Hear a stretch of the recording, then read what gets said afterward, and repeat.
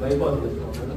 కానీ చాలా ప్రధానమైనటువంటి విషయం ఏంటి, స్నేహితులు అనేటువంటి వాళ్ళు ఏ మాదిరిగా ఉండాలి అనేటువంటి విషయం మనకు తెలుసు.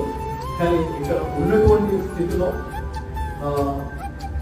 ఎవరు కోరుకున్నటువంటి వీటిలో రెస్పాండ్ అయినటువంటి ఒక స్నేహితుడు మనకు ఏమంటూ ఉన్నది చిన్నగా మనం కొద్దిగా ఒక 2 నిమిషాల్లో ముగించేస్తూ ఆయన వారితో మీలో ఎవరికైనా ఒక స్నేహితుడు ఉండగా, మనకి ఎంతో మంది స్నేహితులు ఉన్నారు.